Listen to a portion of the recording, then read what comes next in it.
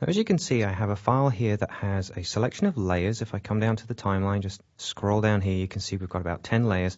And I'm going to use these to show you different options for the way to mask inside of After Effects. Now, the way that we're going to start off is just by drawing simple masks and showing you a few ways that we can actually do that. And to start with that, I need a brand new layer just so we can work with something easy. So I'm going to come up to the layer menu here and go to New and come down to Adjustment Layer. Now, an adjustment layer is going to create a layer that if we apply an effect to it, will apply to all the ones below it. So we're actually going to use this for a color change. Now, to do that, I'm just going to quickly go to my Effects menu and go down to Adjust and choose one of these options, which is Hue Saturation. Now, anyone who uses Photoshop will automatically recognize this one, and it does work in very much the same way. Let's pull this over here so we can see it. And all I'm going to do is just affect a couple of the base options. Let's pull these up here. I'm going to come down to this button that says Colorize, and what that will do is basically replace all of the colors in the background with the current colorize angle that I have, or the hue angle. So if I just drop down this option here, you'll see that we're at the top, which is sort of in the reddy brown area. And if I come all the way around here, you'll see our image in the background is starting to tint towards a blue, which is what I'm looking for. I'm actually going to turn this background here into a darker blue. I can come down to the saturation option and just increase that slightly, get a bit more depth in there. But then what I do want to do is bring this lightness down, and that's going to nicely darken down that background somewhere around there. I've gone for about -60. Now, what I want to make sure I do with this layer is I don't want it to affect everything that's going on in the scene. So what I'm going to do is come up to the layer menu here. All the way down here, I'm going to say Send Layer to the Back, which will place it behind my background layer. You can see it at the bottom here now. It's gone down below my bricks layer. And then all I can do is just click on that layer and drag it up one so it's sitting above the bricks blurred. So now the only thing that we're darkening is that background layer. Now, to make it easier for us to see, what I'm going to do is just come down and click the Solo button right here for the background layer and the adjustment layer. And what that's done is basically turned off the visual properties of all the other layers. So these are the only two that I'm going to work with. Now what we'll do, let's go back to the comp window, and over on the right hand side of your window you'll find your toolbox. I'm just going to pull that in here so we can see it, and we'll have a look at the basic masking tools that we have available. The first one we have is the pen tool here, which also has the pen editing tools, the add point, delete point, and convert point tools, and these are again identical to Illustrator and Photoshop. Then what we have next to this are the two straightforward masking tools, which are quite simply a rectangular mask and an oval mask, and we're going to have a quick look at all of these. So if I come back to the Bezier option, all I'm going to do is come over to the layer that we've got, and we can draw a mask directly in this window. So we're aiming to effectively cut a hole in this blue area to reveal the lighter area behind. Now, as I just click, I'll create a point. You see it's highlighted in yellow. This shows we're now drawing a mask. And as I drag, I'm drawing Bezier points around. You'll see that to start with, the path that I'm drawing is not doing any masking. Now, it is possible to draw open masks and closed masks inside of After Effects. This will depend on the type of effect that you want. Normally, you're going to draw an open mask if you wish to apply a filter or an effect that can actually read the open path. In this case, if we're actually going to do a mask that leaves a hole, we do have to continue all the way around and close the path up. You see my cursor changes there to a small circle on the right to say that it's closing. And when I click, you'll see now we have created a mask. We're now only able to see this central part here of this blue layer. So we've eliminated what goes on in the background. Now that's the first way that we can create. Like I said, we can also come back to the pen tool here, go to our add point tool and click anywhere down the line and create a brand new Bezier point at this section. If I created too many points, I can come to the minus point tool, go back over it and just hit, and that will delete, again restoring a path that was there. And then if I want to, I can come through and use the convert tool. Now this one you have to be a little bit wary of, because as you can see at the moment, I have all my points highlighted around the outside. If I click on one of them with the convert tool, it will convert them all to straight corners. Okay, that's because they were all highlighted. And what the convert tool does is it converts a curved corner to a sharp corner or a linear corner, and vice versa. So if they're on corner points here, I can click and drag on it and activate just the one point. Let me just hit Command Z there, and you see if I click on it there, it's now turned all four of them back into curve points purely because they were all selected. So if you only want to work on one point, I'll come back to my selection tool, just click inside the masks, deselect it, and click back on the point that I wish to edit.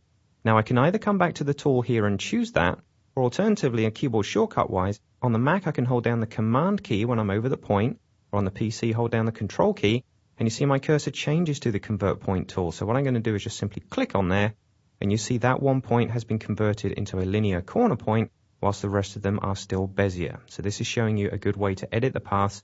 Again, let's come down here, let's convert this one, so make sure I select it, then hold down the Command or the Control key, click again, and this one has now been converted to a corner point. So do bear these things in mind when you're constructing and editing paths. Now let's say I want to get rid of this one, because we're going to have a look at the other tools. All I need to do is just double click on it to select the whole item as if we're going to transform it, and simply hit delete on the keyboard, and you see now what we get is the whole layer returned back to its original state. Now let's go up to the other masking tools up here. I'm going to go and select the rectangular mask tool, and just show you very quickly, all you need to do is click and drag on that to draw a rectangular shape. And again, it has a series of points created around the outside that if we go back to our cursor tool, deselect, click back on again, each of these points is editable, revealing that part of the mask. And just like before, if I hold down the Command or the Control key, I can obviously adjust the corner point there to be a curve, or just click back on it, turn it back into a corner point again. Now what I'm going to do is just double click that again and delete it, because what we're going to use finally is the circular mask tool. Come down here, just click and drag. I'm using my Shift key here as well, just to make sure I have a perfect circle. And again, just go back to my selection tool, maybe just double click it and move the whole thing into position where I need it to be. Now what I want to do is expose everything but this area. I basically want to invert the mask, so this area outside here is the area that's being shown on the layer, and this area here is being hidden, so we can actually see through it as a whole. So what I need to do is to come down here to my timeline, and with this layer highlighted, this is the one that has the mask on it, I'm just going to hit M on the keyboard. And what that does is that exposes the mask options that I've just created for this element. And if I did have multiple masks on here, you will see all of the masks be revealed. And the first option I have is mask shape. Now I'm going to get onto that in just a second. What I want to do is come across here to the right hand side and hit invert. And when I do that, you'll see that the mask has been inverted, and we now see the color on the outside with a hole in the center. Now this is great because this is going to allow us to move this around almost as if it's a spotlight moving on that back wall. Before I do that, I want to actually feather the edge. That's going to make it look a little bit more realistic. So what I can do, again, I don't need to select this layer again in order to supply this shortcut. What I'm going to do is just hit F on the keyboard, and you see that accesses an option called Mask Feather. All I need to do is click and drag on that, and you'll see in the screen the edge of our mask is getting softer and softer as we do it. Okay, so you can see that's now nicely feathered out. What I'm going to do is to animate this moving around the screen. So again, coming back down to the overall layer here, I'm going to hit M to take me back to mask shape, because even though we're not actually changing the shape of the mask at this point, if we wish to move its position around, it's effectively seen as a mask shape option. So it's just one of those things that you will have to remember when you're doing mask animation. It's seen as a shape change. So I'm going to turn on a keyframe for mask shape right here. I'm going to come across to about 2 seconds along my timeline.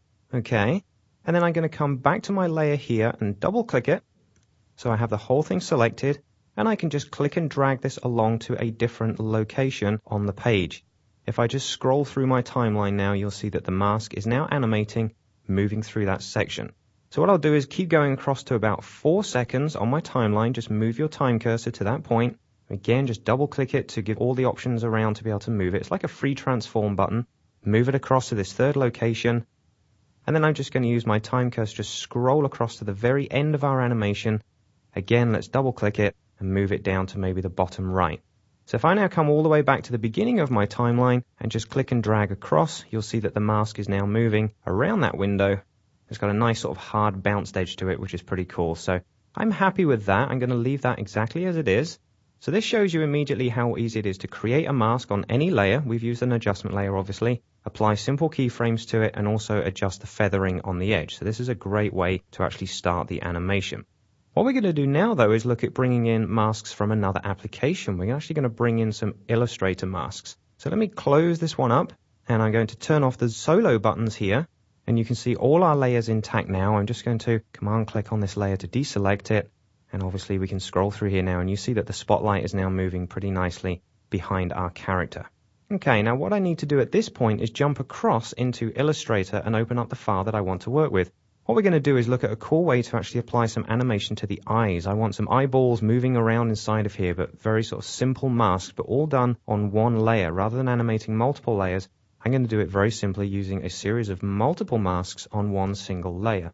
So what I'm going to do is just come down to the eyes and mouth layer here. I've just selected it in my timeline, and these are the pixels for these two eyes and the mouth. I'm just going to hit the T key to give me my opacity settings, and just drop that down probably around about 40 to 50%, something like that. Okay, and all that's going to do is just tint back this area here so we almost have a template over which we can work, as we're going to lay a separate layer on here for our eyes. So what I'm going to do is come back to the layer menu. I'm going to go to new and apply a solid, because we're going to create our eye on a separate solid. We're basically going to create just one and then duplicate it, so it's a much easier animation process. And I'm going to call this solid layer I1. I will size the layer probably no more than about 100 pixels square. And obviously we need to affect the color to suit whatever color background we want the eyes to be, because the mask will reveal this color. I'm going to click on here and then go for a color white, I think, at this point. Just select that down here and say OK, click OK, and you see now we have our white solid, which we're ready to add some masks on for our eyes. Now, like I said, I'm going to open an Illustrator file to work on because I have some paths already made up to provide me with masks for the eyes. I want to show you how we can copy and paste them. Now, rather than hunt through my hard drive and find the Illustrator file, there's actually a quicker way to do that. These layers that are in here, you see in the timeline, there are a series of Illustrator layers, and one of them, the layer that we just changed the opacity on, is the one that we need. It has paths already here, ready for the eyes and the mouth. So if I come up to my project window, you see I have a folder here called maskman.ai. This is a composition imported from Illustrator. Drop down here and you see here are the layers that we have. And what I'm going to do is select the eyes and mouth mask layer here, come up to my edit menu and go down and choose edit original. And what that will do is launch Illustrator and give me this file. Now, we're not going to make any changes to this file. I just have some elements here that I wish to use. So what I'm quickly going to do is go to my view menu and say view outline, so we can see all the paths that make this up. Looks kind of scary when we do that. And I'm just going to magnify up here and you see these are the paths that we require for the eye. So I have an outer shape, the iris and the pupil. And all I'm going to do is click and drag on them, go to edit and say copy. Now, there's one thing you have to bear in mind when you're copying paths from Illustrator to After Effects, and it's very important, especially if you're trying to take these paths out as position data, so you can use an Illustrator path to control the position animation of an object in After Effects. You have to make sure that the export process is set up to do exactly that. The way to check it is if I go to my Illustrator menu and go to Preferences, don't forget if you're under OS 9 or on Windows machine, your preferences will be under the Edit menu. And go to my Preferences option here, and I'm going to choose Files and Clipboard. And you'll see here down at the bottom, I have an option that says clipboard and exactly what process am I going to copy and paste the information into other programs. By default, the chances are that the copy of Illustrator you're looking at the moment will have the preferences set to PDF and not AICB. What you'll notice as soon as you go across into After Effects and paste those paths in, you will not get the result that you expect because you're pasting a PDF. So especially if you're trying to paste in position keyframes for layer animation, that information is not being taken across because you're not copying the paths themselves. You're basically copying a PDF image. So what I always do is double check. Let's make sure you have AICB turned on and PDF off. AICB means Adobe Illustrator Clipboard, and I make sure that Preserve Paths is turned on. If it's important when you're going across to Photoshop, say, to preserve any appearance changes you've made using the Appearance palette, then you would probably set this on. But for After Effects, Preserve Paths is going to be just fine. So do go ahead and double check that in Illustrator before you attempt this particular function. So if I now come up here and just click OK, because I've set that preference, and I've already copied the files into memory, but do make sure you have that preference set. And then I'm going to jump back over into After Effects. Here's our layer that we have, and I'm quite simply going to go to the Edit menu and say Paste. Okay, and you'll see that now we have our pasted masks have dropped in. If I just deselect that, you can see that we have our eye with the graphics in the center. That's looking great. And we have 3 masks on this layer. But now we present ourselves with a different problem as to how the masks interact with each other, and also things like their naming and coloring. So what I'm going to do is just zoom up, use my zoom tool from the toolbox, and what I will do is just select this so you can see the yellow outlines here of all our masks. And it does start to get a little bit cloudy in there, so we're going to look at different ways to display these. Now what I want to do is come down bottom left here to my timeline, and you see here's the name of our layer, I1. I'm going to go across here and just turn on the anti-aliasing so we see that nice and smooth. What I can do is let's just pull this into the screen so we can see it as we go along. Okay, so now if I come back down to I1 and again hit M, I will see all the masks that I've just pasted in. You'll see we have this first one is highlighting the outside, the second is highlighting the iris, and the third one is highlighting the pupil. Now to keep track of these, obviously it makes sense to be able to name them. And that's a very straightforward process. As Brian's shown you already how easy it is to name layers, I'm going to do the same with a mask. Just simply hit the return key when the mask is selected and that will allow me to name it. So I'm going to name this one Pupil, because I know it's the central one. The second one, let's highlight that and type in Iris. And the last one, I'm just going to call that one eye outer. Okay, so we now have 3 separate masks. The other thing to bear in mind is also the colors that I use to display each one. Yellow is quite a bright color, and because we're dealing with a white background here, it's actually very hard for us to see. So what I can do is if you click on any one of the mask colors, it will bring up the color dialog box again and ask us which color we wish to use for that mask. So the eye outer itself, I might go for a green. Okay, you see the mask color now here has changed. If I come to iris, I might want the iris to be a blue. And let's go to the pupil, and we'll darken that down to maybe more of a dark blue, something like that. So now we've customized the name and the color for each of these masks. They're going to be a little bit easier to work on. Now ultimately what we're going to do is to animate these layers or these masks so that the outer section here is going to blink and close and open, and the eyeball on the inside can move around. Now like I said, we're saving ourselves a lot of work inside of After Effects by doing all these masks on one layer because they can interact very easily, and we don't have to manage multiple layers if we maybe want to move position or scale. It's easy to do. But in order to work on them, it's quite difficult to work on them here in the window when you have so many masks that are quite small and difficult to see. And obviously I could zoom in on that. Let's click on the zoom tool and maybe zoom up here on the window so we can see what's going on. But again, it does get quite difficult to work with because of the pixelation or the rasterization here of those pixels. So I prefer to work down about 100% so I know exactly where everything is. But what I'm going to do instead is open up what's called a layer window. Now every layer in After Effects allows you to open it in a separate window so you can zoom in and check things out a lot closer and a lot more accurately. I'm going to do that here because it gives us a better option for editing multiple masks on one layer. So all I need to do that is come down here to my timeline and double click I1, and that will open up a separate window here, which is my layer window. And you see I see exactly what we have. We have the white outer shape and also our 3 masks all in the color selections that we chose. What I do want to do is lose the selection edges around this section of the eye here, so it's easier for us to work on. These will stay active, but these ones will basically be hidden. All we need to do for that is to go up to the View menu and go down and choose Hide Layer Controls. And the shortcut for that is Shift-Command-H on the Mac or Shift-Control-H on the PC. And you see that the eye edges have now been deselected, but our eye layer here, or our layer window, is still active so we can do some animation. Okay, so what I'm going to do is animate the center part of the eye, the pupil and the iris, moving left to right and then coming back to the center again after a couple of seconds, and then maybe half a second later we'll have them looking upwards. And then we're going to deal with the blink in a completely separate way. So let me scale this window up so we can also see the timeline and everything that's going on here. And if we want to avoid any issues, what we can do is lock a mask. The same way that we can lock a layer here at the top, I can come down and say let's lock the eye outer, so I can't actually edit it right now. So this only leaves me the ability to select the iris and the pupil and make an animation change, which is just perfect. Okay, so I'm going to come back to my layer window here.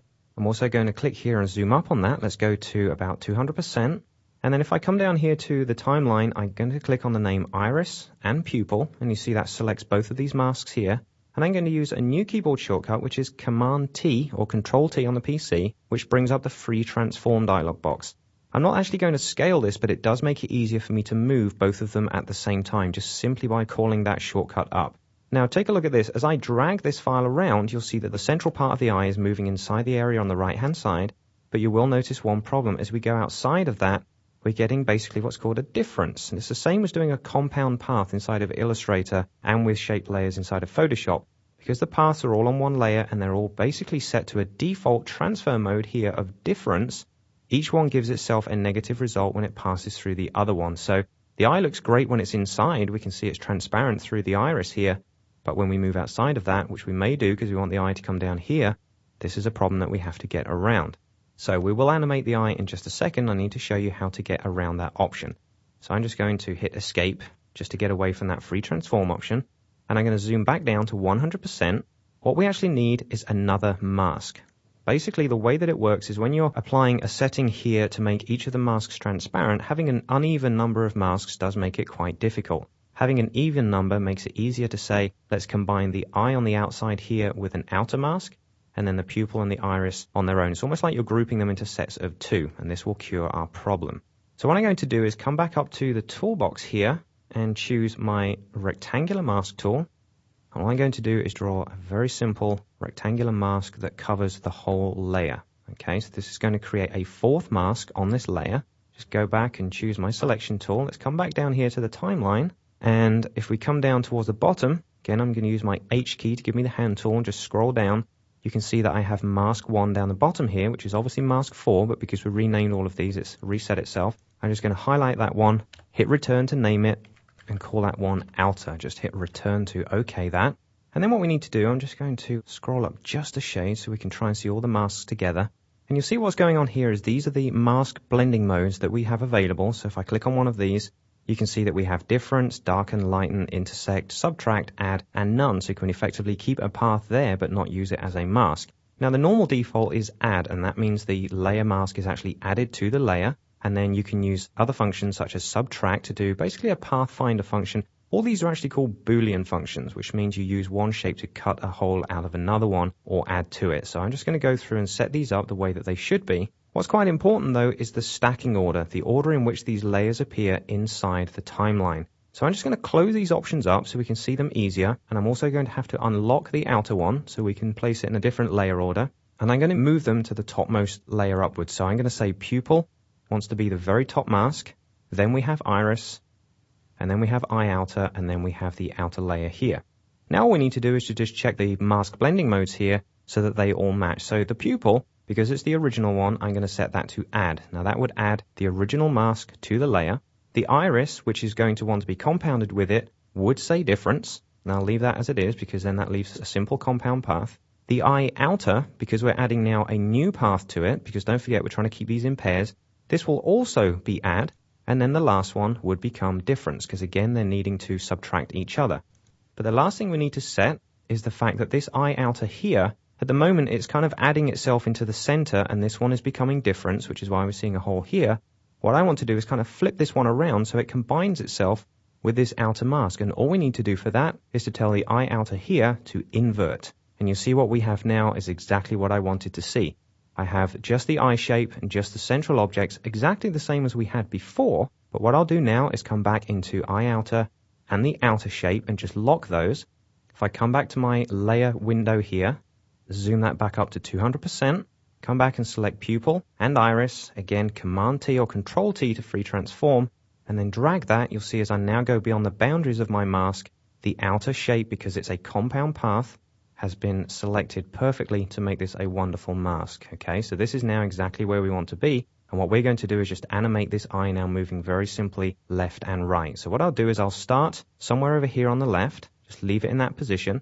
Going to come down here to both of these masks I have highlighted and obviously again hit M and again to bring up the mask shape options, because I had the masks available there, it collapsed them and then opened them. And now I can apply a keyframe for mask shape on the pupil and on the iris, because don't forget mask shape is also used for position.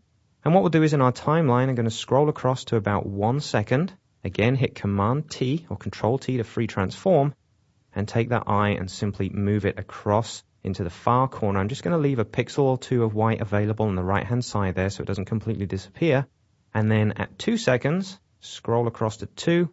Again, Command T, Control T to free transform. Let's take the eye and bring it back into the center. Okay, and again, if you want to, you can hit Escape just to lose the free transform box. So if I scroll all the way back to the beginning now, you'll see that we have the eye moving quite easily inside of there. But you'll notice it's quite a hard edge as well. The eye is kind of hitting the side and bouncing out and comes to an immediate stop. So we'll just add a couple of ease keyframes to this, which Brian has shown you briefly before. And all I'm going to do is just click and drag to highlight both of these keyframes on these two layers, the central point, which is at 1 second here when the eye reaches its corner point. And I'm just going to right click or control click on the Mac over here on these keyframes, scroll down, go to my keyframe assistant, and choose Easy Ease. And what that will do, it will slow down the motion as it comes into the keyframe, slow it up as it goes out of the keyframe. So you see as I approach from here, it's linear, gently comes down, gently goes out into that position. And obviously at 2 seconds, I'll do the same. I'm going to highlight those two keyframes, again right click to bring up Keyframe Assistant, and I'll come left and choose Easy Ease In. So we're only going to ease into one side of the line. So you see now, if we come back to the start, let's just run through that. Gently in, gently out, and just slowly rolls into the central point there. What I want to do now then is animate the eye blinking. We've got the motion in the center fine. I now want to go into a blinking option, but I want to show you a different way of doing it. If we were to use our layer window over here, we could animate the shape of this object, but I want to use Illustrator for that because Illustrator's Bezier editing tools are somewhat more functional than the ones in After Effects. The ones you have for masking in After Effects are pretty good, but Illustrator has much more powerful capabilities, so I'm going to use that instead. So what I'll do is we still have the file open in Illustrator that I need, so I'm going to zoom back across there. And you'll see here's the eye that we were using earlier. I'm just going to magnify up on that as high as I can go. Pull it over here. Let's also hit the tab key. We can hide our palettes. Just go back and choose the direct selection tool first. Tab key to get rid of all those palettes. And what I want to do is just adjust the eye in a way I think it would blink. Now normally when the eye blinks, the bottom comes up very slightly, but it's the top eyelid that comes all the way down. So using direct selection and my shift key, I'm just dragging this bottom point up gently. And the top one, I'm going to shift and drag down. You'll see the nice curve that I'm getting here. I can pull it down to here. If I wanted to, I could even grab the Bezier handles and just adjust it slightly in either direction, which gives me a much more even shape. That would be a little bit more tricky to do inside of After Effects, achievable, but so much faster for me to do it inside of Illustrator. Bring back my palettes a second, then we go to my selection tool and highlight the path, so I'm highlighting it all. Again, the same as we do in After Effects, kind of like double clicking it. And again, I'm just going to say edit and copy that and jump back over into After Effects and now figure out exactly where it's going to be placed. Well, the reason we copied it, we're not going to paste it in as a separate mask. We're actually going to paste it in as a separate mask shape to something that is going to be animated. So the way that we do this, if I come down here to my timeline and I'm going to close up those two masks that we've already applied, and this eye outer is the one we're now going to be working on. I'm just going to unlock it, select it, and drop down its options. We can see mask shape is here. Let me pull my timeline all the way back to the beginning. What I'm going to do is turn on mask shape. Let's click to select that. Now there's one very important preference that I did mention in the section when I was covering preferences earlier on, which is to do with when you're copying and pasting masks across from Illustrator. So what I need to do is go up to my After Effects menu, go down to Preferences, and again, don't forget on different operating systems, your Preferences menu may well be under the Edit menu. And I'm going to go across to General, and you see my Preferences window here. There's just one particular option I need to check. Here, preserve constant vertex count when editing masks. What that means is you can actually copy and paste masks as much as you want from Illustrator back into After Effects as changes. Not that each mask is getting pasted in as a separate mask. It's going to get pasted in as a shape change for a mask that already exists. But if this preference is turned on, you have to make sure that you have a consistent vertex count. That means the same number of points around each mask when you copy and paste it. Not very practical if you're trying to copy and paste different shapes which obviously contain different numbers of points. So I'm going to turn this option off. That allows me to use as many different paths with as many different points as possible, but all inside the same mask, and After Effects will interpolate between them. So this is a very important function when you are dealing with masking. I'm going to go ahead and click OK, come back down to the bottom of my timeline, again come and select mask shape just to double check, and you see we have our first keyframe position there.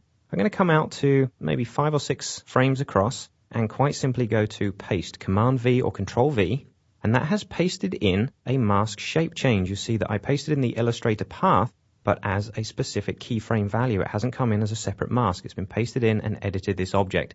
So if I scroll backwards here, you can see the mask is now making the eye blink in a much more realistic way than I would do inside of After Effects. Now, if I want to make the eye open again to the right place, because obviously it's sitting there kind of looking very sinister right now, go a couple of frames out. Normally the blink up is a little slower than the blink down, so we originally went to 6. Let's maybe go to about 15 or 16 frames. I'm going to take the first keyframe, which is the original shape of this one, copy it, Command C or Control C, and then paste again into this location. And you're now taking those two shapes and going between them. And we don't need to adjust the actual ease in or ease out, because normally a blink is pretty linear. And you'll see that we've got this lovely motion. Now I want to make this object blink as we go along the timeline a little bit more irregularly, so what we need to do now is copy all 3 of those keyframes by highlighting them at the same time. Okay, I'm pressing again Command C or Control C, and just go to any point in the timeline that I wish to put another blink in. So I'm about 1 second across or 1.5. Again, just paste those 3 keyframes in. And again, if I scroll across a little bit more, maybe to about 3 seconds across here, again, just Command V and paste. And maybe I'll put another one in just before the very end. Again, Command V and paste. So if I come back to the start of the timeline and scroll, you'll see now that the eyes are moving pretty well, and we have these blinks at different points along the timeline. So this is a really great little feature, and we've done it all through using Illustrator. Very great way to do it. Now what I did say is that we were going to have the eyes move up towards the very top at the end, so around about 2.5 seconds, something like that. I'm going to come back into the pupil and the iris, and I'm just going to add, let's go to our mask options here, so we have mask shape. I'm going to click on the left side here and add another keyframe at the same value so that the eye shape will not change between these last two keyframes that have been created here. And let's come down to the second one and do the same, so it stays the same all at that point. And now over the space of the final half second up to 3, I can just hit again Command T to bring up free transform, and again in my layer window I'm able to see that, and I'm just going to take that eye and move it up so it's just inside the outer edge there. Okay, so if again just a quick scroll through my timeline, you'll see that the eye is blinking, it moves left to right, reaches the center, and then after half a second goes straight up to the top, and we've got a nice little blink there with the central part of the eye disappears for a while. So I'm going to leave that exactly as it is. I'm going to close my layer window down. I'm going to come back to the timeline and close all of these options up for the eye layer. And all we need now is a second eye layer. Okay, we've selected one or created one. And just for safety, I'm going to come back up to my view menu and go down to show layer controls again, so we can see all of the layer options there. Okay, now if I just click inside the layer and move it, we can pull that into position, so it's now going to drop over the eye exactly where we want it to be. Now a very simple process to make another one of these is simply to duplicate it. So on the keyboard I'm just going to hit Command D or Control D on the PC, move my toolbox out of the way, and then just move this one over here, and we have a second eye because all I've done is duplicated the one that already exists. Now what I do want to do is come back to my timeline because we still have the original slightly grayed out version behind here, which is going to show up in the holes that these eyes make, but I do want to keep the mouth. So instead of hiding the whole layer, we're going to apply a very simple mask to this layer that just reveals the mouth. It tidies it up just great. So come back down to the timeline, again using my H key just so I can scroll around, and you'll see here we have the eyes and mouth layer that I had selected, so just going to highlight that. Okay, there's our transparency. If I want to, I can push the transparency back up to 100%, and as I do, you can see the mouth now coming back in, but we do also have black pixels now behind the eyes. So to get around this, I'm just very simply going to select my rectangular mask tool, click and drag on this layer, and what I'm now doing is masking out just the area of the mouth only. Okay, the rest of the layer behind the eyes has completely disappeared. So let me just command click again on the layer to deselect it. If we now scroll through, we have two eyes working really nicely together. Well, that's really scary there. And the eyes and the mouth are all set perfectly. So let me go back down to 50%. And what I'll also do at this point is just hit Command S or Control S and save this project. Okay, let's take a look now at changing the color inside some of our masks. Now this is to do with effects. We have certain instances where a client might want certain color changes to work that we've done, and because we've added masks to layers, this could offer us some different options. So what I'm going to do is just close up everything I need in my timeline. Let's move up the list here. Have a look more at the titles towards the top. Now what we're going to do is this particular section at the top here, it's this layer number 6 down here, that highlights the first 2 words of this movie title. And you'll see that I have 2 sets of masks on this, which I've actually colored accordingly, so I can see that the top ones are outlined with black and the 2 separate letters here are highlighted in yellow. Now again, I'm just going to go to my view menu and say hide layer control so we can see what's going on. Now the client says, can you change the color of these? Well, that's actually a very straightforward thing to do, because all I need to do is go to my layer menu, go to my solid settings, because don't forget these masks that I created are actually applied onto a solid layer.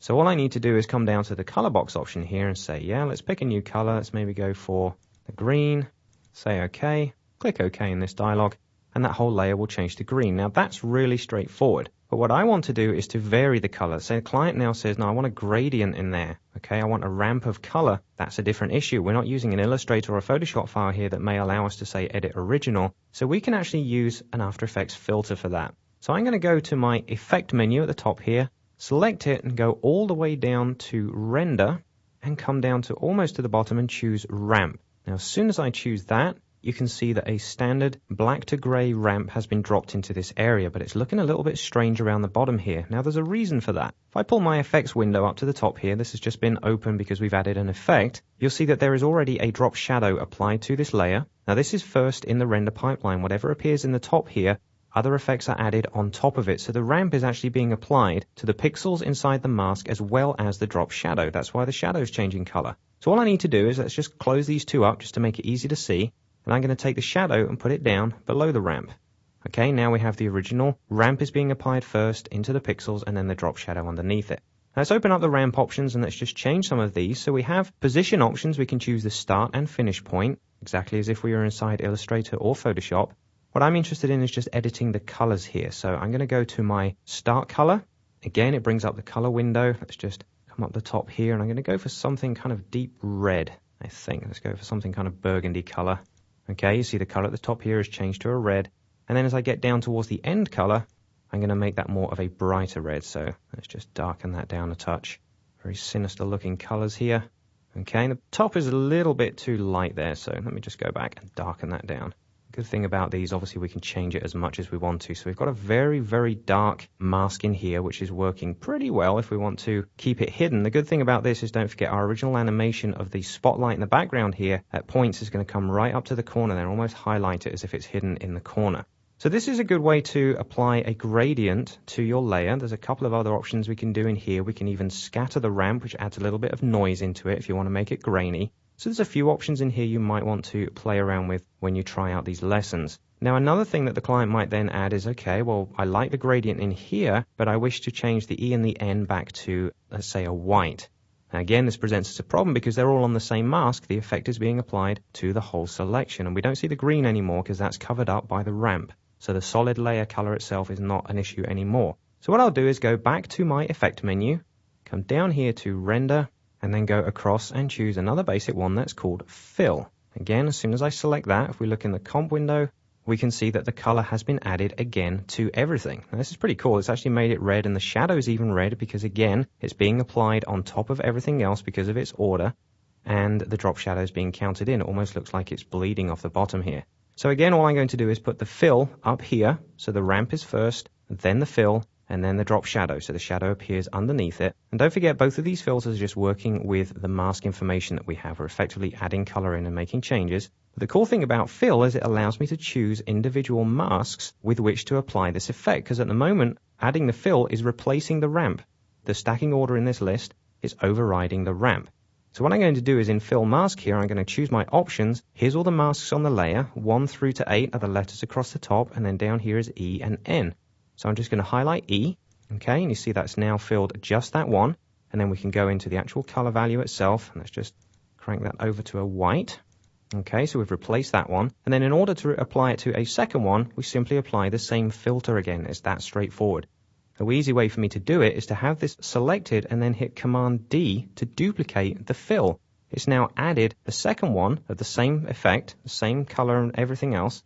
So let's pull that back up so it's in the same selection. It's not applying itself to the drop shadow. And on this one, we have E selected on there. Let's come to this one and tell it to use N only. So we've now got this filter applied, just 2 fill filters applied to these 2 masks. We have ramp, which is applied to all of them, but because of the render pipeline, the fills are applying on top, and then the drop shadow is being applied to everything else after that has been rendered.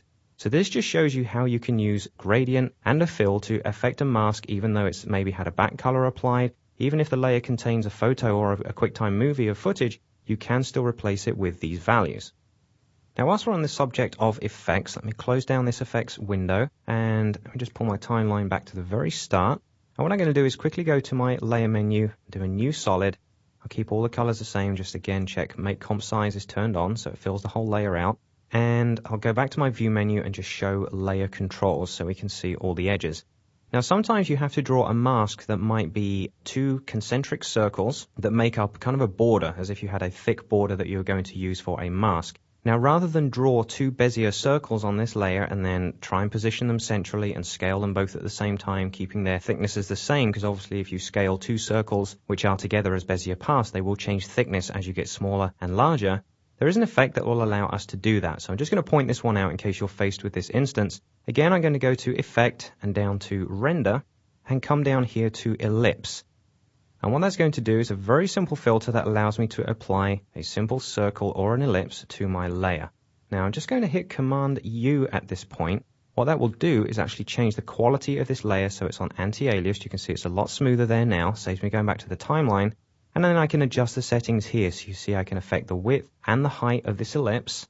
And we can also affect the thickness, and these properties can obviously be animated over time, which makes it so much easier to handle than 2 Bezier masks on one layer. We can also increase or decrease the softness, and also affect the color. So if I want the stroke to be completely the same, I can just come here to the eyedropper tool for the outer color and just select this swatch for the inner color. And what we're doing is creating an overall border, which is then easy to animate. So if you are faced with masking out a certain part of a layer to have a circle or an ellipse that grows and shrinks in size, this is just one of those filters that will help you out inside that process. So just thought I'd point that out.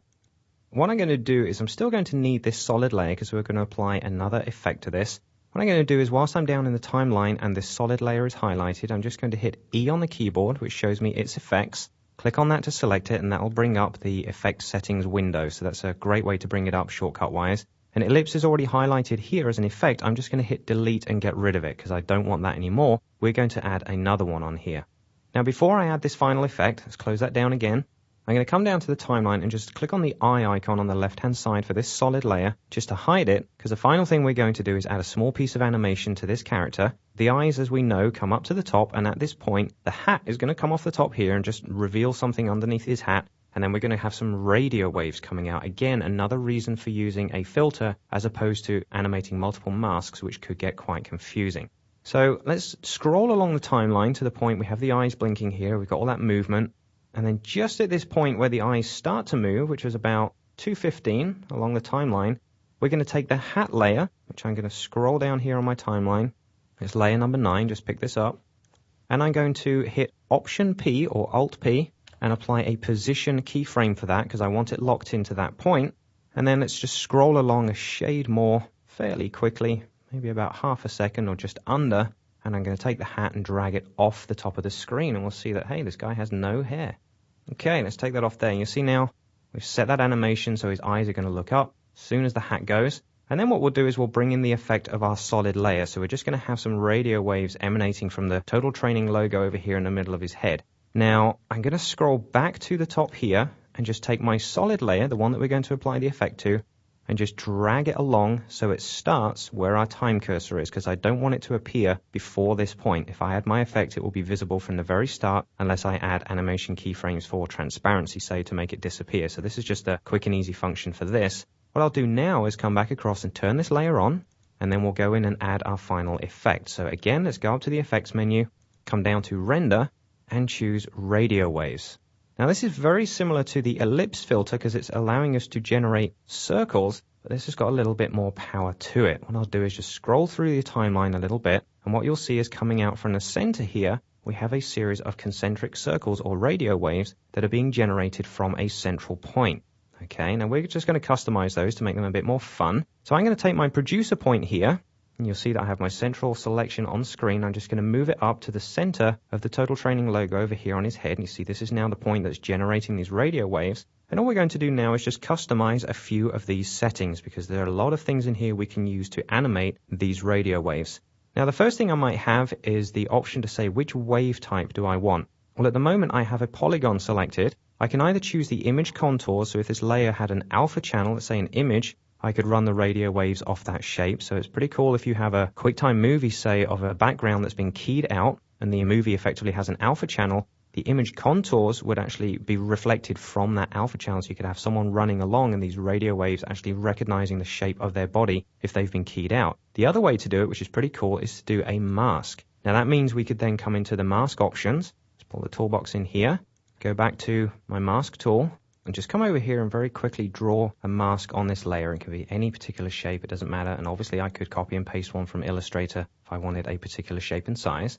Now just go back to my cursor, and just behind your comp window you will find the effects menu again. So it just comes up here, and you'll see that I've got mask selected as the wave type that I want, and then down here I can choose the mask that I'm going to render with. So now when I select that, let's scroll out, you'll see the radio waves are being generated using that exact mask shape, and it's coming out from that central point. So this gives you a lot of flexibility. You could have many things being created using just this mask option. I'm not going to use that. I'm going to go back to polygon, and if I do, I can always come back over here. Let's double click the mask and just delete it because it kind of gets in the way when we're trying to see what we're doing. Again, bring your effects window to the front, and when we have polygon options, we can always adjust the sides. At the moment, scroll through this a little bit more, you can see we're using circles. We have 64 sides, which is pretty average. It renders fairly well. If I come down on that, you see as we get lesser and lesser, we can go all the way down from a triangle and all the way up to a circle. So any of these points around here, let's maybe pick a diamond shape like this with 4 sides. You can also do things like adjust the curve size so it has a rounded edge, which is really nice. So there's just a couple of really good little settings there. Another one which is fun is also to turn on the star option, and that generates star shapes. And again, the star depth will actually increase or decrease the sharpness of the points around the outside. And all of this is still dependent on the curve size. So you can sharpen those out or round them off again between 0 and 1. And even if you want to, adjust the number of sides that the star has. So you can see there's some really great options here. Again, we're just going to go straight back to the defaults. I'm going to leave it down on 64 or approximately. Okay, so we're back to our circles. And then we'll just edit another couple of options. So let's close that up. Next option we have down here is the wave motion, the type of effect it's going to have as it moves through the scene. What I'm going to do is choose a frequency a little bit higher than we have now. Let's not go too high. You'll see this generates a certain number of circles or waves as we go along. I'm just going to push that up to about 2. We don't want that too extensive. And then I'm going to go down to my expansion options and just push that out. What that does, it puts more space between the circles so they're not quite so concentrated. I'm going to take that up to about 10. That will probably do just fine. Now, another thing to affect is also the lifespan. That chooses how quickly they fade off the outside of the screen. At the moment, it's set to 10 seconds. That's quite a long time. I'm going to pull that down. You'll see as I do, they're actually starting to disappear from the outside of my shape. So down to about 4, maybe even down to 3 if I want to. That's pretty good. Then we close this wave option up and go finally down to the stroke itself. And we'll see different types of options. So we have a square profile, which means that very much a hard edge line. And we do have different options here that you can certainly try and play with. The one I prefer is actually Gaussian because it's going to soften up the edge of my path depending on the size of the stroke itself. And that's done down here with the start width and the end width. So I'm just going to thicken up the start width to probably around 20, 25, something like that is good enough. And the end width, I'm actually going to thicken up a lot more. So as they get towards their end, they're going to be quite thick. So they increase more towards their natural life, which obviously is fading out over time. So we've now got nice soft edged radio waves here. Final thing I want to do is obviously change the color. And this isn't controlled by the layer itself. It's controlled simply here. So all I'm going to do is get the eyedropper tool and choose the gray that's right next to it, which gives me the color of radio waves that I want. So if I close this down now, let's just change the scroll. I'm just going to scrub through my timeline using the time cursor. Let's go back to the very start there. And let's just scroll out as his hat moves up. You'll see the radio waves now start to appear from his head and continue emanating from there. So this has given us some really good ideas of all the things we can do with masks. We've got Illustrator masks that we've copied and pasted, both as shapes and as changing shapes for keyframe options. We've obviously used a few filters to show you how you can achieve different masking effects without using masks, as well as going in and coloring them. And obviously you've seen things like feather and animation as well. Now to finalize this, there's just one more thing I need to do to complete this animation. Let's go back to the timeline. I'm going to scroll all the way to the left, so we're right back at the beginning of the animation. Let's close up all these layers, and you'll see here I have a layer that's called slow smoke. It's actually been hidden for this whole animation because it's just the final thing I want to add. Now I'm going to turn on the eye next to that so it appears in screen, and as it does, it's kind of weird because all the effects we've now got on top are actually appearing over the top. We have the eyes appearing on top of the smoke. What I'm going to do is just change the layer order here so the smoke is right at the very top, so it's on top of everything. I'm just guaranteed of my layer order. And what I want to do is to just add a couple of masks in this so the face stands out a little bit more clearly. And in the top right, we actually have our T3V logo for the TV channel. I want that to be a bit more visible through the smoke already. So you now know what to do. It's very straightforward. I'm just going to use my oval mask tool. And on this layer, I'm just very quickly going to drag a mask in here. Okay. And then another one on the top right-hand side. So we're just masking out all of the clouds that are going on there. What I'll do is quickly come down here to the timeline and change a couple of options. And I'm going to hit the M key so it shows us all of those masks. There's another shortcut you might want to do here. If I just hit M to close it and this time hit double M, it's actually going to drop down all of the options. So we have mask shape, feather, opacity, and expansion as well. Mask expansion is one of those extremely handy ones where if you've drawn a mask shape that's slightly the wrong size, you can expand, and you can see over here on the right-hand side, the value is actually decreasing even though we're not having to change the shape of the mask itself. All I want to do with these two is actually affect the mask feather. Let's soften them up, and I'm going to say invert. So I now see the other side, and then I'll come down and do exactly the same with this mask. We don't need to hit invert on here. I can actually just go to subtract. It's very similar to the masking we were doing before, and you can see that that has now reversed itself out as well as this one. And I'm just going to adjust the feather of this at the same time. So I'll just drag on the feather value, can see that update in the screen. I'm just revealing a little bit more smoke up to the very edge of that logo. And then I'll also come back down to the other mask and just slightly increase that feather as well. So we're just adding a little bit more smoke around the edge here. So that's all done. I'm now going to close up all my options, just deselect everything, and then I'm going to render a RAM preview of this so we can see all the effects at exactly the same time.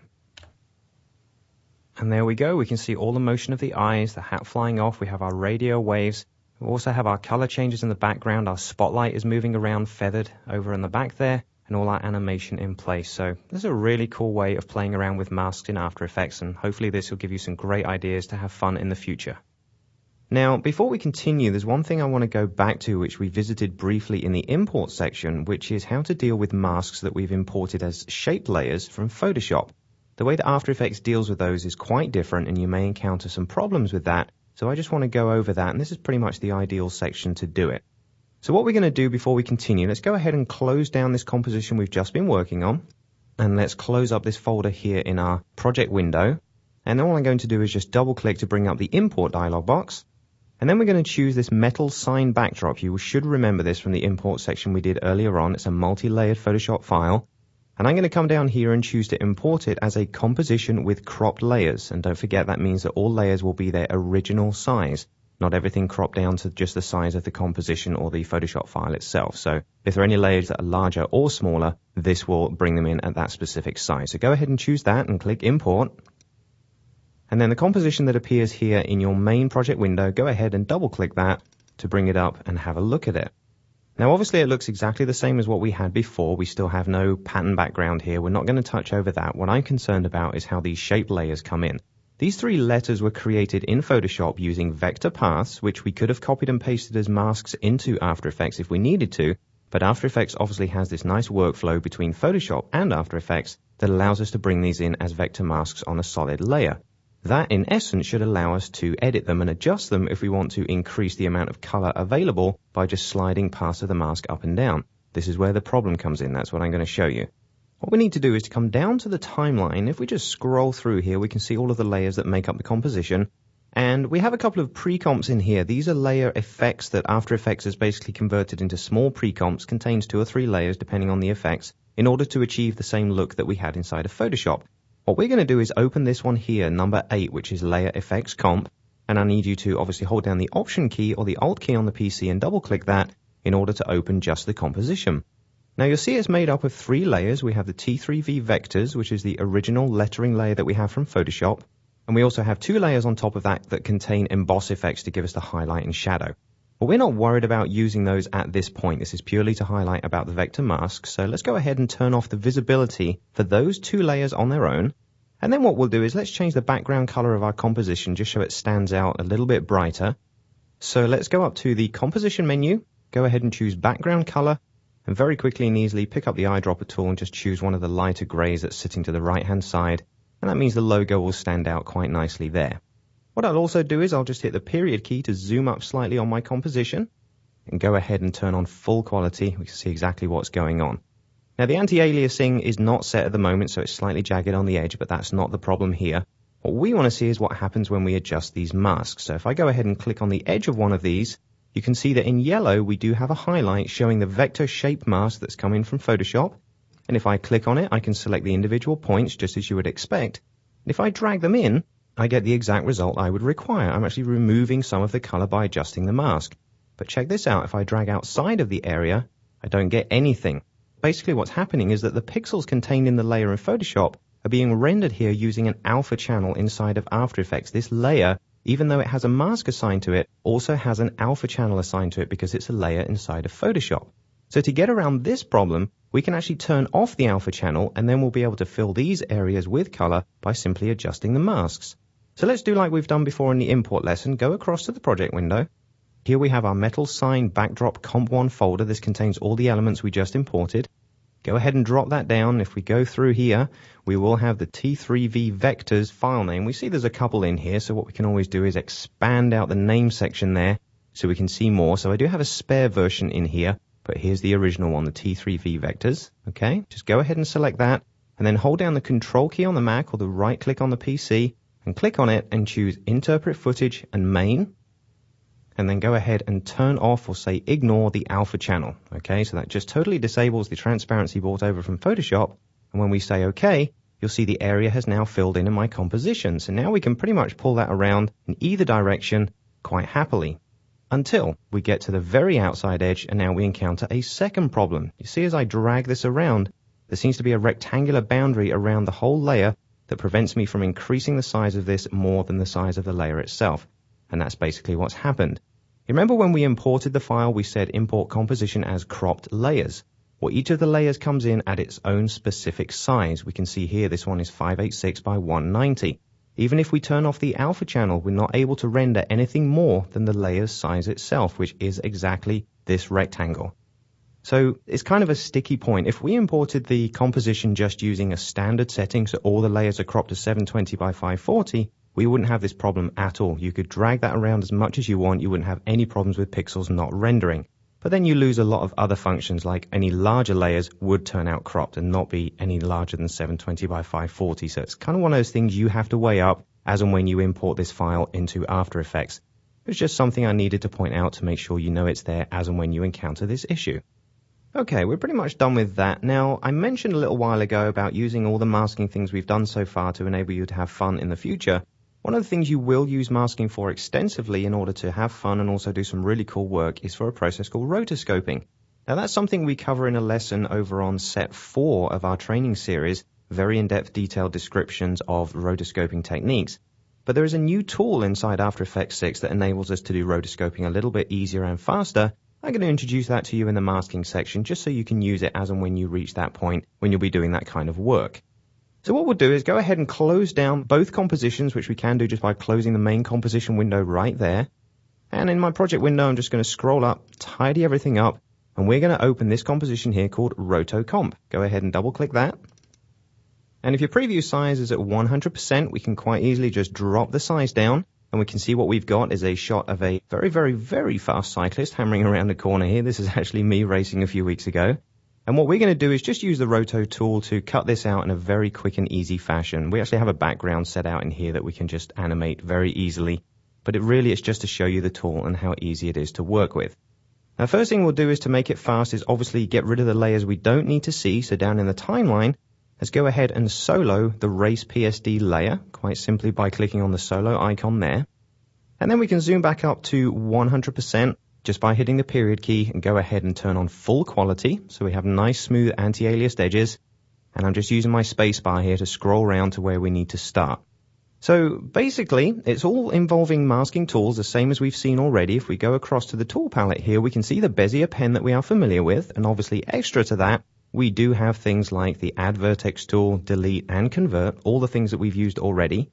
But inside After Effects 6, this new little button here says Roto Bezier. How does that differ from the old one? Well, basically, it means that every point that you create is a Bezier point, and its curves are defined by the previous point. The best way to see it is simply to try it. So go ahead and turn it on, and let's come over to maybe the top of the crash helmet here and just start by clicking on it, which will activate the layer initially. Go ahead and click one new point on the top. It'll create, obviously, as a yellow mask point. And then I'll come across here and just create a new one. And you see it curves down initially and then flattens itself out. Well, that's because it decides how far apart the points are, what kind of curve is needed to keep them together. Now it'll start to change shape the more that we go around the outside of the object. So you see when I click here, the previous two curves have now smoothed out to give a much more continuous and easier line. Okay, we can continue along and very fast, just click simple shapes on the way around. Just keep on going around. And when you reach certain points, just add more. If you don't want more and you want nice smooth curves, just create slightly fewer points. But the cool thing about the Roto Bezier is it uses the previous points to smooth out the ones that you're currently working on. We can always zoom up here and see this. Okay, you see the points I'm creating here. We can quite easily turn around, come out the other side. We can make it as rough or as smooth as we want. Okay, let's zoom down a bit and just work our way around, say, the top section of this image right here. Okay, I'll just come down to the arm and let's maybe just cut across there.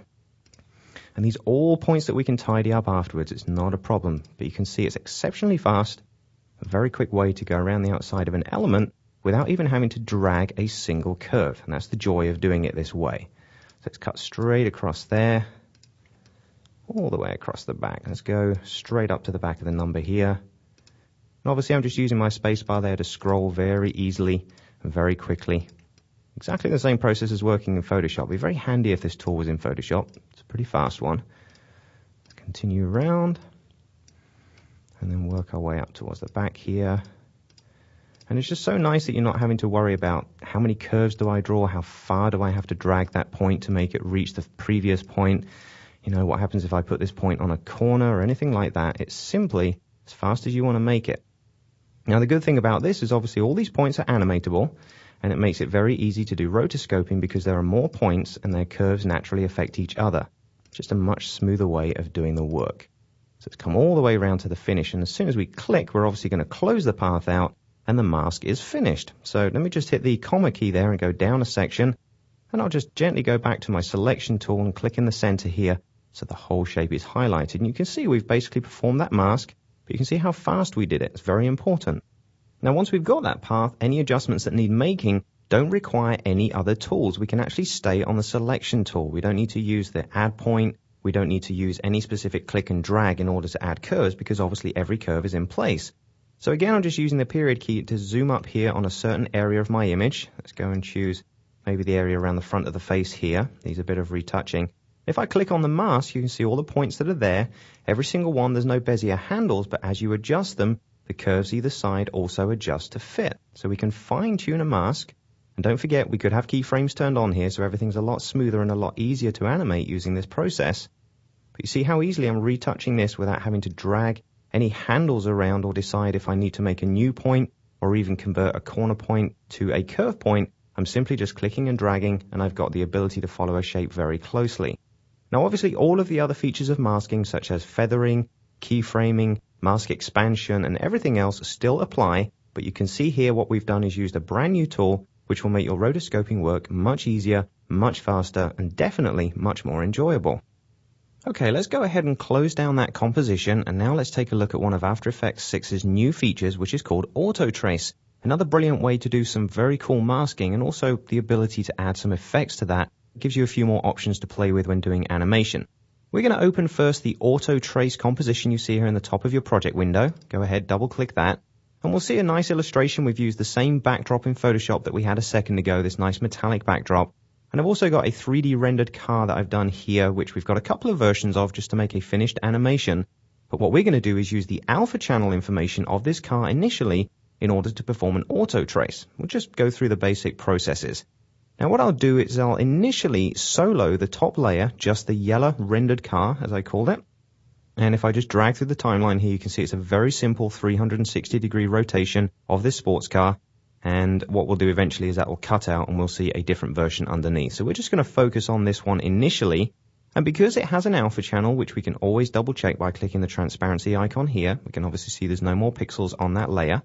That means we can apply auto trace to it and pick up the outside and create masks that not only follow the shape of the car, but also follow the motion of it, which is a pretty cool thing. And obviously we can do many things to that after it's been applied. So in order to make it work, we need to select the layer that we're going to auto trace. So we select this movie layer right here, go up to the layer menu and come down almost to the bottom and choose the brand new feature here, auto trace, which will activate the auto trace dialog box. Now you can see here it's got a few settings. It's fairly straightforward in what it does. The first thing is it's set to trace currently only the frame that we're looking at, the current frame, which is obviously number 1. We're actually at the very beginning of our animation. Obviously, if we're going to use this to trace around footage, we would most likely set it to work area. So any of the moving frames, any information that changes in the frame as the timeline progresses, the masks will rotate and reflect that and animate their shape accordingly. Now under the options section here, we have tolerance and threshold. And the tolerance will choose how accurately it follows the edge of the footage. Now obviously the value you set in here will depend totally on the quality of your footage. If you have very low resolution, quite jagged and spiky footage, or a very bad key maybe, then you might want to set tolerance down a little bit bigger than that so it doesn't actually follow every pixel exactly. You can actually set the tolerance down as fine as 0.1 pixels. That's how fine it goes. But if you've got something rough, you might want to go 2 or 3 just to smooth it out. Now the threshold value is how closely it follows that in terms of color as well. So pretty much 50% will give you a very generic value. you can kind of guide it either way. It's almost like using the levels palette in Photoshop and saying I want to pick up more of these colors or these highlights or go across the other way. Again, that depends on which colors you're actually specifying, which is pretty much chosen down here using the channel option. Now the default is set to alpha channel, which is obviously what we're going to use here so we can trace the alpha of our image. But you can also choose the red, the green, or the blue channels, as well as kind of a generic luminance value or an overall grayscale. So obviously we'll just leave it set to alpha right at this point. And if we wanted to, we could go ahead and say invert and obviously have the mask invert so we trace everything but the alpha channel. So it'll kind of work on the outside as opposed to the inside. Now you can also choose to blur it here. So again, if the footage is slightly too sharp or you just want something that's a bit smoother and more rounded, not quite so sharp, you can just turn on blur and almost apply a Gaussian blur to the effect before the auto trace is done. So that's just another feature. And the apply to new layer feature will allow us to create a brand new solid layer with all the masks applied to it when we create the auto trace. So effectively we take the information from the movie and apply it to a new solid rather than apply it to the layer itself. So there's a couple of ways we can do this. And the first one we'll try is to create a brand new layer. I want to show you a fun effect. So go ahead and click that, make sure it's selected and say OK. And what will happen is the info palette will come up here and show you the current values at which it's tracing. So it's working its way through the animation. Now you'll see that this layer is trimmed out around 2.5 seconds. So once this auto trace reaches above that, we can actually click and interrupt it. We don't need too much information, okay? But you can see that we've actually done an auto trace. We've created a mask which is actually on a top layer. Now the masks are visible, but the layer is not because we soloed the movie layer beneath it. So what we need to do is just double check, go across to the left-hand side of the timeline and also turn on the solo icon for the layer that's just been created. And you can see it's basically a white solid, and this will also show up in your project window as well as one of the solids that's now stored there. But if I scrub through the timeline, you can see that the solid and the masks which are on it are completely animated based on the pixels beneath it. So we have this really nice mask motion based on the values at which we traced using the auto trace feature. And now you'll notice there's also more than one mask here, and obviously depending on how the animation goes, if there's any holes in it or great highlight areas or even a hole in the alpha channel, such as the back end of the tail over here, we can see right the way through that, then obviously we're going to end up with a separate mask that's created just for that. And there are sections here as well where there might be reflections or even holes in the model that might reflect that. But we can still go ahead and tidy it up because this information is stored as vector masks. If we come down here to the solid layer that's been created from the auto trace, just go ahead and hit the M key to show all the masks on there. We can see a whole selection of them. Now the easy way to tell which one's which is just to click on one of them to select it. See here, mask 1 shows me that we have the outside highlighted. Mask 2 is actually the inside of the tail. I can see that there. And then I know that everything else, 3, 4, and beyond, are the smaller ones that I might need to get rid of. So what I'll do is I'll just scroll up here. Let's select 3, 4, 5, 6, and 7. I'm using my Shift key there. And I'll just hit the Delete or the Backspace key. And you'll see now that when we scroll back up, we've only got the original 2, Mask 1 and Mask 2, which are the ones that we need.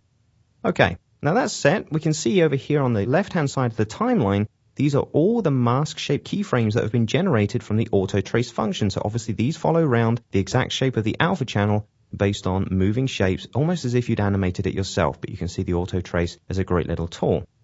Now what we've done there is we've done one simple auto trace of our layer using the alpha channel. Well, what we want to do is turn this almost into a 2-color, very cartoon-like line art illustration that we can maybe put on the web or just use for background graphics. So we're going to do a second auto trace here and use this one as a background. So what we'll do is just close this one up in the timeline. We'll come back, maybe just turn off the solo there so we can see the original movie. Go ahead and select that once again, and again go up to the layer menu and go down and choose auto trace, bring up that same dialog box. And what we'll do this time is again make sure it's set to work area, tolerance and everything is the same, but what we'll do is we'll go ahead and choose the red channel. The red channel is the one that makes up pretty much the brightest pixels here in the yellow body of the car. The green and the blue are not very effective in this. And don't forget, you can always double check that by clicking individually on any of the channel icons here in the comp window, seeing which one has the brightest values. And again, we'll make sure we say apply it to a brand new layer, so we'll end up with a second one. The advantage of that obviously is we can again edit the mask, but we can also change the color of it. So we can build up layers like this and make our own separate colored panels for the car. So again, just click OK. Make sure it starts tracing. Your info palette will tell you this, and we can see it's working its way through. Once again, let it get to around 2.5 to 3 seconds, beyond which the layer itself is trimmed out. Therefore, we don't need to record after that. So there's 3. I'll just click to interrupt that. And there we can see the new mask is on top. Let's make sure we can solo it and view it.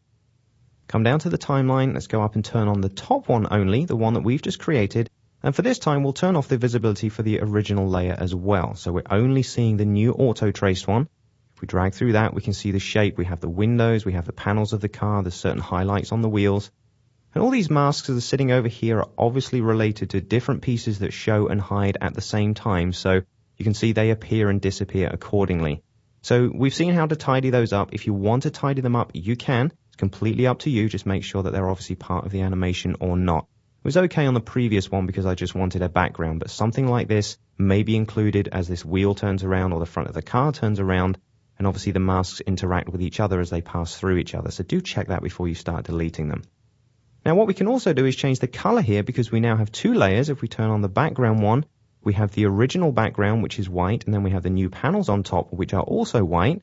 If we turn on transparency here, we can obviously see just a selection of white that we can now redefine.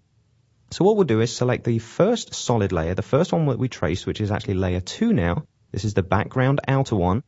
And what I'm going to do is bring up my solid settings, which is Shift-Command-Y on the Mac or Shift-Control-Y on the PC. And go ahead and just choose a brand new color for it. So this one, I'll just click on the color wheel and I'll maybe come down and choose a kind of a dark gray. I don't want it to be completely black because we might lose it on the background when we put it into another composition. So maybe a dark gray there will be fine. Go ahead and click OK. We can see the background is now gray with white shapes on top of it. So scrubbing through that now, we've got much more of an illustration style of the car. We can go ahead now and change the white to something like yellow so it matches the original color. So let's do the same thing. Select the top solid, first one in the timeline. Go ahead and bring up the same dialog box for solid settings, same keyboard shortcut. And once again, bring up the color dialog box. Go ahead and choose whatever color you want your car to be. Click OK again, and we now have the color on top. I'm just going to hit Shift-Command-A there or Shift-Control-A on the PC to make sure nothing is highlighted. And then down here we also have our quality or anti-aliasing settings. And go ahead and drag on top of both of those and that will turn on the quality to maximum for these. And now we have a really nice smooth animation of the car rotating. And don't forget, this is all vectors. It's all been created using the new auto trace function. Okay, so that's dealt with using auto trace to create separate layers and different kind of stylized animations. Let's have a look at auto tracing a layer itself now and applying it to that layer in order to be able to add effects to it. What we'll do is we'll come over to the left-hand side. We'll solo the original movie layer, layer number 3. And if you want to keep those top 2 layers, it's completely up to you. If you want to just hide them or turn off their solo, whatever you need to do, I'm actually going to remove them from the timeline so it's just nice and easy. You can always go back and try those out again later. But what we're left with here is the original layer. What we'll do once again is select that and let's go back and apply auto trace. So again, go up to the layer menu, apply the auto trace function, bring up the dialog box. Make sure that work area is still set, tolerance and everything is still the same. We'll come back this time and say let's trace the alpha again, but this time turn off the apply to new layer. So we're just simply going to trace this and the masks will be applied to the current layer itself. Go ahead, click OK. Again, keep track of time. Once it reaches that 2.5 second point, we can gladly go ahead and just click to cancel it. It does actually say in the window when you click, it does say auto trace interrupted, so you get a good feedback on that. So we're around about 2:15 or so now, so I can go ahead and click that, interrupt that, and now come back. And we can see that I've still got my movie in place, but we obviously have the masks going on around the outside as well. Okay. Now, again, I'm only going to keep one specific mask on this. There's a reason I want to keep just one mask. Okay, we're going to add an effect that really does require me just to use one. But I could probably keep 2 as well if we want to keep this hole in the back. Again, it's completely up to you and the finished effect that you need. What I will do, though, is, again, just tidy up those extraneous masks that we don't need just by clicking M and revealing all of those masks. Once again, let's just click to select one at a time. So mask 2 we're going to get rid of, and 3, and 4, 5, 6, and 7. Okay, so we're left with just the outer mask here. And then what I'm going to do is apply one of our effects. Now, before I do that, I'm going to turn off the solo option so I can see all my layers underneath because I want to see the composite in the background here because we're going to apply an effect that makes this image partly transparent. It'd be good to see something behind it other than the light background. So just make sure that's selected. Now let's come up to the Effect menu and come all the way down to Render and go across to one of our new filters in After Effects 6 called Scribble. Let's go ahead and choose that. And that will bring up the Effect Controls palette. Let's just get rid of our info palette here and drag this one over so we can see it. And you can see what it's done initially has filled the mask shape that we had with a series of lines that look very much like handwriting. I'm actually going to go over this a little bit more in detail in the effects section later on in our training series, so for now we're just going to deal with some very basic settings. At the moment it's set to composite on transparent, so what we're seeing are these lines which actually animate. If you scrub through the timeline, you can see the lines animating as well as the masks around the outside, but obviously the car is not visible at the same time, and that's what we want. We want to make it look like the car has been sketched and drawn. So if we come back to the effect controls window here, we can simply say, instead of on transparent, let's say reveal the original image. And what we'll see now is the original 3D graphic through the lines that we see here. Now we can fine tune that a bit. Let's go to the stroke options. Let's go ahead and choose spacing and just drag on that just to open up the gaps between those lines a bit, which will make it appear a little bit more sketchy. And then we can also increase the stroke width if we just want to thicken that up. If you're dragging and it's making a little bit too much of a jump, go ahead and hold down the Apple key or the control on the PC and drag, and you'll obviously do decimal increments to just fine tune the thickness of that line, get it to about there. Okay, so if you just scrub through your timeline now, you can see the 3D illustration, but it's drawn with these lines that kind of animate or wiggle around as if someone's constantly sketching this illustration. This is great for commercial work, very cool sort of CD-ROM projects, that kind of thing. What we're going to do is just animate it so the scribble actually fades off, because you see once I reach this point, as I go through here, we have a wireframe illustration that appears underneath. So we're going to kind of transition between the sketch to the wireframe, and obviously at the end we'll go through to the full resolution version. So what I'll do is I'll come to about 2 seconds, which is where the wireframe starts to appear underneath, and we'll come up here to the effect controls for the scribble setting, and let's choose the start point and apply a keyframe at 0%. Okay, so that's actually going to start up here in the top left. And then what we'll do is come out to the out point of the layer here at 2.5 seconds, the very last frame of this particular layer. And let's take that start value there, and I'll just key in 100%. And that will simply make the lines erase themselves out. Basically, if we just scrub through that, we can check it out. You'll see that the lines will actually start to decrease as if they're being drawn across the car, and we're revealing the nice little wireframe illustration underneath. So what we've done there is taken a very simple auto trace of the alpha channel and applied it to the layer itself, because that's the only way that we can get the scribble effect in order to recognize the mask that's being used. It has to be present on the layer. That's a pretty good example of doing one versus the other. So another thing that the auto trace is pretty handy for is also driving audio. I have a layer already set up for this that we have an audio effect applied to, just to add a bit of jazz to this animation. Let me just move it over into the center of the screen. If we come down to the timeline, just collapse the layer we've been working on, you'll see here that layer 4 is called audio mask, and its visibility is set to off. If we go ahead and turn that on, you can see a series of lines appear around the outside. Basically, this layer has a mask already auto-traced onto it using the same process we've done, applying it to a new layer. But what I also have on this is the audio waveform filter, which is told to use the soundtrack layer in the background in order to drive these lines that appear based on the values of the sound, but those are automatically working attached to this mask around the outside, which we auto-trace. So you'll have these series of lines following a soundtrack which move at the same time as the car because they're following an auto-trace mask. So it's just another thing. You're quite welcome to open up the effects and play around with it, but it's just another thing you can add quite simply and enhance the animation. What I'll do is I'll do a very quick preview of this so we can see the finished effect. And you can see there we have the illustration being drawn. It fades across into the wireframe, which fades into the full rendered car. All of the time we have this wonderful animated lines, almost electricity going around the outside of the shape, which you can see is actually timed to the music, and that's all based on very simple masks created using the brand new auto trace feature in Adobe After Effects 6. Okay, let's take a very quick look now at one other thing we can do with auto trace, which is the ability to export it for web animation. I'm quickly going to close down the auto trace comp we were just working on and go ahead and open the next one down, auto trace for web.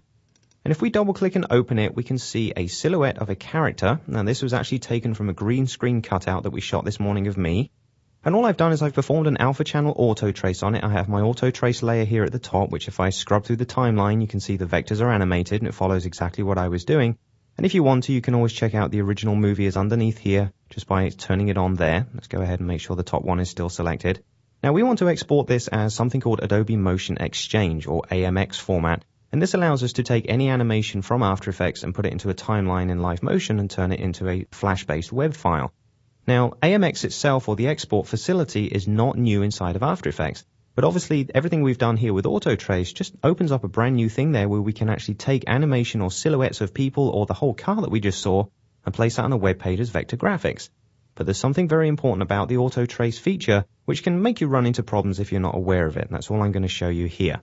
Now, the first thing I would do is I would go and do an export of the file. So I go up to the File menu and come down to Export and choose Adobe Motion Exchange. And the first thing it will do is ask me where I want to save that. I'm just going to choose on my desktop and say OK. And the AMX setting dialog box will come up giving me very simple options.